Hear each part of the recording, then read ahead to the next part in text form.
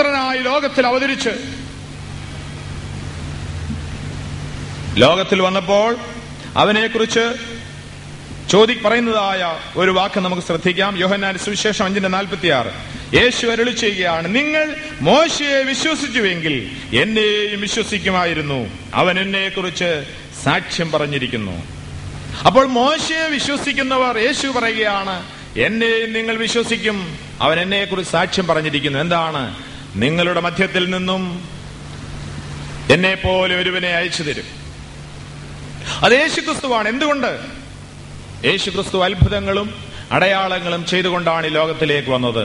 മൂസാ നബിയും അത്ഭുതങ്ങളും അടയാളങ്ങളും ചെയ്തതായി നാം പഴയ നിയമത്തിൽ വായിക്കുന്നു. ചെങ്കടൽ വിഭാഗിച്ചു, അവൻ നദിയെ രക്തമാക്കി തീർത്തു, 10 ബാധകൾ അയച്ച് ഇസ്രായേലിനെ സന്ദർശിച്ചു. ഇങ്ങനെ യേശുക്രിസ്തു അത്ഭുതങ്ങൾ ചെയ്ത് മൂസാ നബി പറഞ്ഞതുപോലെ എന്നെ പോലെ ഒരു പ്രവാചകനെ എന്ന് പറഞ്ഞിരിക്കുന്നത് യേശുക്രിസ്തുവിൽ അവിടെ നിവൃത്തിയാകുകയാണ്. മാത്രമല്ല, മിസ്രയീമിന്റെ അടിമത്തത്തിൽ നിന്ന് ഇസ്രായേലിനെ വിടുവിക്കുവാൻ മൂസാ നബി വന്നതുപോലെ യേശുക്രിസ്തു പാപത്തിന്റെ അടിമത്തത്തിൽ നിന്നും പിശാചിന്റെ പിടിയിൽ നിന്നും മനുഷ്യജാതി വിടുവിക്കുവാൻ യേശുക്രിസ്തു അത്ഭുതങ്ങളും അടയാളങ്ങളും ചെയ്തുകൊണ്ട് ലോകത്തിൽ വന്നു. ദൈവവുമായിട്ട് സംസാരിച്ചപ്പോൾ മൂസാ നബിയുടെ മുഖം പ്രകാശിച്ചു. ആയതുപോലെ യേശുക്രിസ്തു മറൊരു മലയിൽ വെച്ച് അവന്റെ മുഖം 1000 സൂര്യന്റെ പ്രകാശത്തെക്കാൾ മിന്നുന്ന പ്രകാശമായി തീർന്നു. അവന്റെ ഉടുപ്പ് വെള്ളയായി തീർന്നു. ദൈവ തേജസ് യേശുവിന്റെ മുഖത്ത് പ്രകാശിച്ചു. ഈ തെളിവുകളൊന്നും മുഹമ്മദ് നബിയിൽ ഇല്ലാത്തത് കൊണ്ട് മുഹമ്മദ് നബിയല്ല, അത് യേശുക്രിസ്തു മാത്രമാണ് എന്ന് വളരെ സുവ്യക്തമായി നമുക്ക് പഠിക്കുവാൻ സാധിക്കുന്നു. യേശുക്രിസ്തു തന്നെ അത് കൽപ്പിച്ചിരിക്കുന്നതായി നമുക്ക് കാണാം. അതുപോലെ തന്നെ യോഹന്നാൻ സുവിശേഷം 1:45 നാം കാണുന്നു, ഫിലിപ്പോസ് നഥനയേലിനോട് ന്യായപ്രമാണത്തിൽ മോശയും പ്രവാചകന്മാരും എഴുതിയിരിക്കുന്നവനെ കണ്ടെത്തിയിരിക്കുന്നു എന്നരുളി ചെയ്യുന്നു. അത് യേശുക്രിസ്തുവാണ്. അപ്പോൾ മോശയും പ്രവാചകന്മാരും എഴുതിയിരിക്കുന്നവൻ യേശുക്രിസ്തുവാണ് എന്ന് നമുക്ക് കാണാം.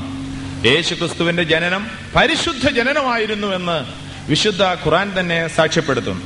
കന്യകയായ മറിയയും അവരെ സമീപിച്ച അല്ലാഹുവിന്റെ മലക്കും തമ്മിൽ മറിയയുടെ ജനനത്തെക്കുറിച്ച് സംഭാഷണം ഖുർആനിൽ ഇങ്ങനെ നാം വായിക്കുന്നു. സൂറ 19:18 മുതൽ 20 വരെ. നിന്നിൽ നിന്നും രക്ഷ പ്രാപിക്കേണ്ടതിന് കരുണാനിധിയായ അല്ലാഹുവിനെ ഞാനിത് അഭയം പ്രാപിച്ചുകൊള്ളുന്നു. നീ സൂക്ഷ്മതയുള്ളവനാണെങ്കിൽ ആ പുരുഷൻ പറഞ്ഞു, ഞാൻ നിന്റെ രക്ഷിതാവിന്റെ ഒരു ദൂതൻ മാത്രമാണ്. പരിശുദ്ധനായ ആൺസന്താനത്തെ നിനക്ക് ദാനം ചെയ്യേണ്ടതിന് ഞാൻ വന്നിരിക്കുന്നത്. അവൾ പറഞ്ഞു, എന്നെ ഒരു മനുഷ്യനും സ്പർശിച്ചിട്ടില്ല, ഞാനൊരു വ്യഭിചാരിണി ആയിരുന്നിട്ടുമില്ല. ആ സ്ഥിതിക്ക് എനിക്ക് എങ്ങനെയാണ് ഒരാൺകുട്ടി ജനിക്കുക? ലി അഹബിലകി ഗുലാമൻ സക്കിയ എന്ന ഈ വാക്യത്തിൽ ഇമാം റാസി 3 കാര്യങ്ങൾ പറഞ്ഞിരിക്കുകയാണ്. ലി അഹബിലകി ഗുലാമിൻ സക്കിയ. ഒന്നാമതായി ഇമാം റാസി പറയുന്നു, പാപവിമുക്തനും പരിശുദ്ധനുമായ ഒരു സന്താനം. രണ്ടാമതായി പാപരഹിതനായി വളരും. മൂന്നാമതായി വിശുദ്ധിയും പരിശുദ്ധനും. അപ്പോൾ യേശുക്രിസ്തുവിന്റെ ജനനം എങ്ങനെയാണ് എന്ന് ഖുർആൻ പറയുന്നു. പാപവിമുക്തനും പരിശുദ്ധനും.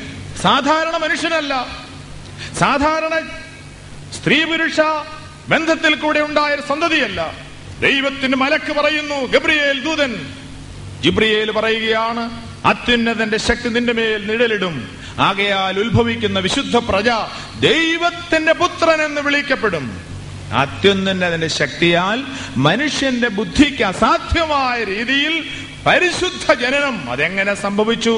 ദൈവത്തിന് സകലവും സാധ്യമാണ്. അങ്ങനെയാണ് പരിശുദ്ധനായ യേശുക്രിസ്തുവിന്റെ ജനനം എന്ന് നാം മനസ്സിലാക്കണം. മാത്രമല്ല, വലിനജ് അല്ലഹു ആയത്തിനില്ലാസി വറഹ്മദൻ എന്ന ആയത്തിൽ നാം കാണുന്നു, വലിനജ് അല്ലഹു ആയത്തിനില്ലാസി വറഹ്മദൻ, അദ്ദേഹത്തിന്റെ സൃഷ്ടിപ്പിനെ ജനങ്ങൾക്കൊരു ദൃഷ്ടാന്തമാക്കി തീർക്കാൻ വേണ്ടി എന്നാണ് അതിന്റെ അർത്ഥം. യേശുക്രിസ്തുവിന്റെ ജനനം സകല ജനങ്ങൾക്ക് ഒരു ദൃഷ്ടാന്തമാക്കി തീർക്കുന്നതിന് വേണ്ടിയാണ് എന്നാണ് ആ വാക്കിന്റെ അർത്ഥം. മാത്രമല്ല, യേശുവിന്റെ ജനനത്തെ കുറിച്ച് പറഞ്ഞിരിക്കുന്ന ഭാഗങ്ങളിൽ, സുവിശേഷങ്ങളിൽ കാണുന്ന അതേ വാക്ക് തന്നെ ഖുർആനിൽ നാം കാണുന്നു. വറഹ്മത്തൻ മിന്ന. എന്താണ് ആ വാക്കിന്റെ അർത്ഥം? എന്താണ് ആ വാക്കിന്റെ അർത്ഥം? അവൻ ജനങ്ങൾക്ക് ഒരു ദൃഷ്ടാന്തമാക്കി തീർക്കുന്നു മാത്രമല്ല, അവൻ ലോകത്തിന് ഒരു അനുഗ്രഹമാക്കി തീർക്കും എന്നാണ് അതിന്റെ അർത്ഥം. അവൻ ലോകത്തിന് അനുഗ്രഹമാക്കി തീർക്കും. മറിയം സൂറയിൽ ഈസയുടേതായി ഇങ്ങനെ ഉദ്ധരിക്കുന്നു: ഞാൻ എവിടെയാണെങ്കിലും അവൻ എന്നെ അനുഗ്രഹീതൻ അഥവാ മുബാറക് ആക്കിയിരിക്കുന്നു. യേശു ക്രിസ്തുവിനെ, ഈസാ നബിയെ മുബാറക് ആക്കിയിരിക്കുന്നുവെന്ന് പ്രിയ സ്നേഹിതരെ വിശുദ്ധ ഖുർആനിൽ തന്നെ രേഖപ്പെടുത്തിയിരിക്കുന്നു. എന്താണ് അതിന്റെ അർത്ഥം? എവിടെ യേശു കടന്നു ചെന്നാലും അവിടെ അനുഗ്രഹമാണ്. യേശു ഉള്ളിടം അനുഗ്രഹമാണ്. കാരണം അവൻ പരിശുദ്ധനായി, ദൈവത്തിന്റെ പരിശുദ്ധനായ പുത്രനായി ഈ ലോകത്തിൽ അവതരിച്ചു എന്ന് നമുക്ക് കാണുവാൻ സാധിക്കും. ലൂക്കോസ് സുവിശേഷത്തിൽ അത് തന്നെ നാം കാണുന്നു. ഉത്ഭവിക്കുന്ന വിശുദ്ധ പ്രജ ദൈവപുത്രൻ എന്ന് വിളിക്കപ്പെടും, ദൈവദൂതൻ പ്രഖ്യാപിച്ചു. അവന്റെ പേരെന്താണ്? അതാണ് അടുത്ത് നാം കാണുന്നത്. അവന്റെ പേര് ദൈവം നമ്മോടുകൂടെ എന്നർത്ഥമുള്ള ഇമ്മാനുവേൽ. യേശുവിന്റെ പേര് അവൻ ജനിക്കുന്നതിന് മുൻപ് 650 വർഷങ്ങൾക്ക് മുൻപ് എവിടെ ജനിക്കുമെന്ന് രേഖപ്പെടുത്തിയിട്ടുണ്ട്. അവൻ അവന്റെ പേരെന്താണ് എന്ന് രേഖപ്പെടുത്തിയിട്ടുണ്ട്. അവൻ എങ്ങനെ മനുഷ്യജാതിയുടെ പാപത്തിനു വേണ്ടി ക്രൂശുമരണം അനുഭവിക്കുമെന്ന് ദാവീദിന്റെ സങ്കീർത്തനത്തിൽ നമുക്ക് കാണാം. പ്രവാചകനായ യെശയ്യാവ് 53-ാം അധ്യായത്തിൽ നമുക്ക് കാണാം. അപ്പോൾ യേശുവിന്റെ ജനനം, യേശുവിന്റെ വളർച്ച, അത്ഭുതങ്ങൾ ഇതൊന്നും യാദർച്ഛികമല്ല. അത് ദൈവം അവനെ മുബാറക്കാക്കിയിരിക്കുക. ദൈവം അവനെ മുബാറക്കാക്കി. എന്താണ്? എല്ലാവർക്കും ഒരു അനുഗ്രഹമാക്കി അവിടുന്ന് തീർത്തിരിക്കുക. യേശു ക്രിസ്തു അത്ഭുതങ്ങൾ ചെയ്തതായി വിശുദ്ധ വേദത്തിൽ നമുക്ക് കാണാൻ സാധിക്കും. ഖുർആനിൽ തന്നെ നാം അത് കാണുന്നു. മസീഹ് ഈസായ്ക്ക് സൃഷ്ടിക്കുവാൻ കഴിവുണ്ട് എന്ന് ഖുർആൻ സമ്മതിക്കുന്നു. അല്ലാഹു ഈസാ നബിയോട്, എന്റെ കൽപ്പന പ്രകാരം കളിമണ്ണ് കൊണ്ട് നീ പക്ഷിയുടെ പോലുള്ള രൂപമുണ്ടാക്കുകയും എന്നിട്ട് നീ അതിൽ ഊതുകയും അപ്പോൾ എന്റെ കൽപ്പന പ്രകാരം അത് ഒരു പക്ഷിയാകുകയും ചെയ്ത സന്ദർഭവും ഓർക്കുക.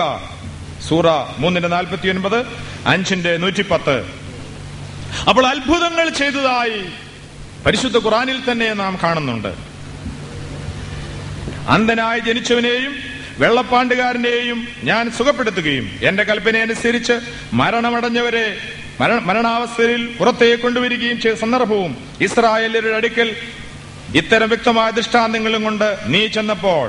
സൂറ 3:49, 5:110. വളരെ വ്യക്തമായി പറയുന്നു, മരിച്ചവരെ ഉയർപ്പിക്കുവാൻ ശക്തിയുള്ളത് യേശു ക്രിസ്തുവിന് മാത്രമാണ്. അന്ധനെയും വെള്ളപ്പാണ്ടുള്ളവനെയും സൗഖ്യമാക്കിയത് യേശു ക്രിസ്തുവാണ്. ഇത് വിശുദ്ധ ബൈബിളിൽ പറഞ്ഞിരിക്കുന്നത് പോലെ യേശു ക്രിസ്തു അത്ഭുതം ചെയ്തു. എന്തുകൊണ്ട് അവിടുന്ന് അത്ഭുതം ചെയ്തു?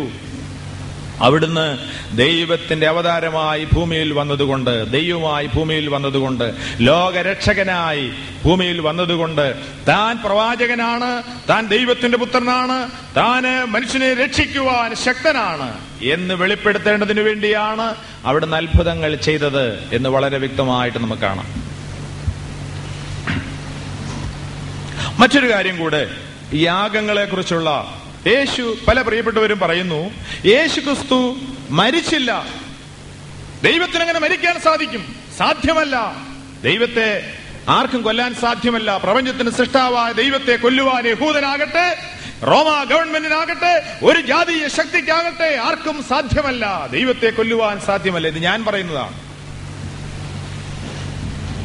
എന്നാൽ ദൈവം മനുഷ്യനായി പാപങ്ങളുടെ പരിഹാരത്തിനു വേണ്ടി ലോകത്തിൽ വന്നപ്പോൾ താൻ എന്തു ചെയ്യും എന്ന് 1500 വർഷങ്ങൾക്ക് മുൻപ് മൂസയിൽ കൂടെ കൽപ്പിച്ചിട്ടുണ്ട്. ഇബ്രാഹിം നബി, ഞാൻ ഇപ്പോൾ പറയുന്നത് ഖുർആനിൽ നിന്നുള്ള ഭാഗമാണ്. ഇബ്രാഹിം നബി തന്റെ മകനായ ഇസ്മായിലിനെ യാഗം കഴിക്കുവാൻ കൊണ്ടുപോയപ്പോൾ, ദൈവത്തിന്റെ കൽപ്പന അനുസരിച്ച് യാഗം കഴിക്കുവാൻ കൊണ്ടുപോയപ്പോൾ,